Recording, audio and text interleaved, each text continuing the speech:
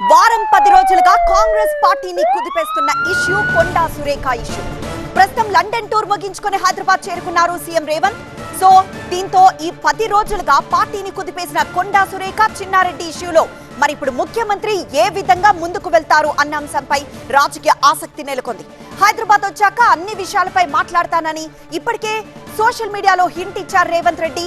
దీంతో కొండా ఎపిసోడ్ లో ఏం జరగబోతోంది, ఇప్పటికే ఒక నిర్ణయానికి వచ్చారు నేతలు. మరి రేవంత్ కి ఆ నేతలు ఏం చెప్పబోతున్నారు, అందరూ కలిసి ఎలాంటి నిర్ణయం తీసుకుంటారు అన్నది ఆసక్తికరంగా మారింది. కొండా సురేఖ కూతురు చేసిన వ్యాఖ్యలు ఒకెత్తైతే, మంత్రి కొండా రాసిన సెకండ్ లెటర్ అధికార కాంగ్రెస్ లోనే కాదు పొలిటికల్ సర్కిల్స్ లోనూ సెన్సేషన్ క్రియేట్ చేసింది. మరి సీఎం రేవంత్ కొండా వివాదానికి చెక్ పెడతారా అనే చర్చ నడుస్తోంది. కొండా సురేఖ అంశంపై కాంగ్రెస్ పార్టీలో పెద్ద అలజడే మొదలైంది. దీనిపై పార్టీలో పెద్ద ఎత్తున చర్చ నడుస్తోంది. పార్టీ క్రమశిక్షణ కమిటీ కూడా సురేఖపై చర్యలకే మొగ్గు చూపుతున్నట్లుగా తెలుస్తోంది. మరోవైపు ఏఐసీసీ చీఫ్ ఖర్గే దగ్గర కూడా కొండా సురేఖకు భరోసా దక్కలేదు.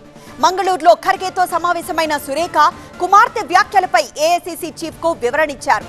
లేటెస్ట్ పరిణామాలను తెలిపారు. సో కాంగ్రెస్ ను, గాంధీ ఫ్యామిలీని తాము విమర్శించలేదు అని, కావాలనే తనపై కుట్ర చేస్తున్నారని వాపోయారు. కొండా సురేఖపై అసహనం వ్యక్తం చేశారు మల్లికార్జున ఖర్గే. పార్టీకి నష్టం కలిగించేలా మాట్లాడొద్దని ఇప్పటికే ఆయన స్పష్టం చేశారు. కుమార్తె చేసిన వ్యాఖ్యలపై రాష్ట్ర పార్టీకే సమాధానం చెప్పాలని ఖర్గే సూచించారు. దీంతో ఇప్పటికే తాను 2 సార్లు వివరణ ఇచ్చానని చెప్పుకొచ్చారు కొండా సురేఖ. మరోవైపు కొండా మురళికి సైతం deputy CM Bhatti Vikramarka appointment ఇవ్వకపోవడం కూడా కొండా ఫ్యామిలీపై యాక్షన్ తప్పదన్న ఇండికేషన్స్ ఇస్తోంది.